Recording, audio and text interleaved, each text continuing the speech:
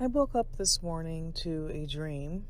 In the dream, there were homeless people outside our house in the driveway. And I told my husband we were about to go outside and confront them. And as we're going out the door to confront them, someone comes up to us and asks us if they could have the meeting again outside our house. And we said, no, we're actually just coming to tell the people who have the beds out in our driveway that they can't sleep out here. And he says, oh no, they're not with us. And he began to explain the type of organization that they were with, and we want to have a meeting right out here. And so we were like, yeah, and it looked like a corporate meeting. And then as the gentleman who got up to speak was speaking, he began to talk about the kingdom of light and the kingdom of darkness, and he was getting my hand claps. I was loud and I was clapping away, and I was like, yes. And I was clapping. And a lady behind me who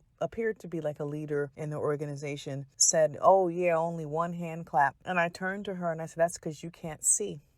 And right when I said that, the gentleman then said, he would start talking about spiritual sight and spiritual eyes and how you got to have eyes to see into the kingdom of light. And I just, stopped talking to her because God was speaking through the speaker as well as through me. And I continued to clap. And then I could feel not just hatred from her, but as I looked around, and everyone was like seething in anger and hatred. And the funny thing is, before I said what I said to her, I didn't even know that I was the only person clapping or the only person cheering him on. And then the dream ended. And what Father is revealing is that we are coming into the time where we are going to be very far and few in corporate settings and gathering. There's only going to be a few true believers that are willing to stand up and demonstrate in real time the kingdom of light versus the kingdom of darkness, the kingdom of God versus Satan's kingdom. And it's going to be only a few, one or two.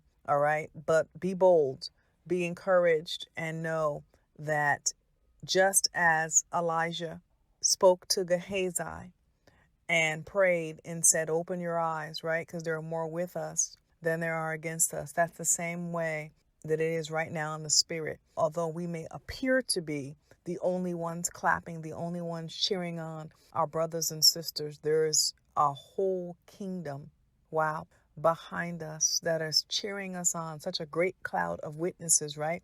That Hebrews talks about cheering us on. So be encouraged and know that you're not out there alone. And be bold.